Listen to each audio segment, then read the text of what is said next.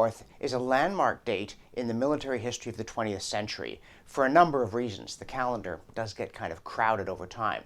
One is that it's on June 4th of 1942 that the Battle of Midway started, in which an outgunned, outmanned, out-equipped American naval task force dealt a crushing defeat to the Imperial Japanese Navy, from which the latter never really recovered.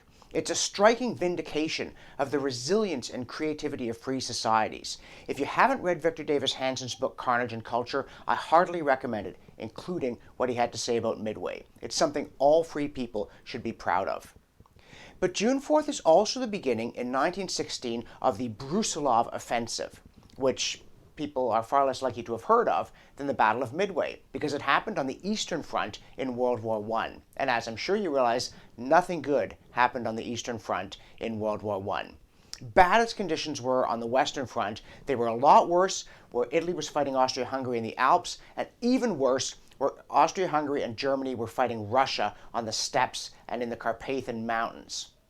I don't just mean it was worse in terms of physical conditions. I mean it was morally worse, because this was a fight for governments that didn't deserve it. Even the German government was unworthy of its people. The Austro-Hungarian Empire was a hopeless, ramshackle political entity. Fighting for it wasn't just unjustified, there was no way it would turn out right. As for the Russian Empire, again, it did not deserve the allegiance of its people. It was inefficient. It sent them to be slaughtered in uncounted numbers in a war it was waging ineptly on behalf of a system that would shortly collapse into Bolshevism and horror. Now, the funny thing about the Brusilov offensive, it was launched in large measure to relieve pressure on the French at Verdun. It was designed to draw off German troops, and it worked, because the Russians achieved spectacular success. General Brusilov came up with novel tactics: a short, accurate artillery bombardment instead of a long, wasteful, pointless one, and then infiltration of shock troops through weak points instead of a human wave. The Austro-Hungarian army buckled.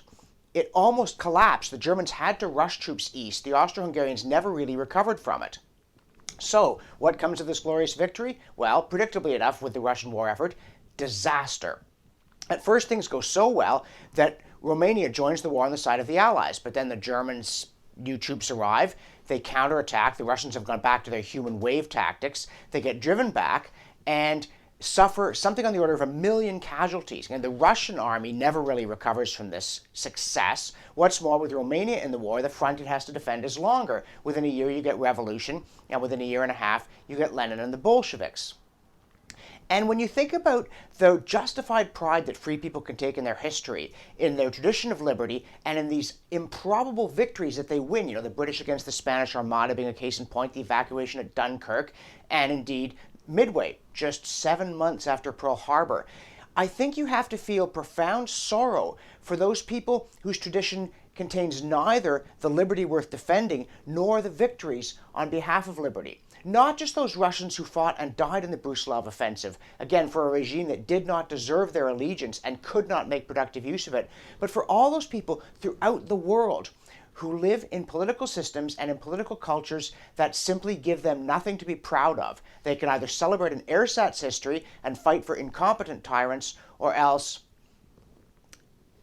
well, emigrate to the West and pick up our tradition.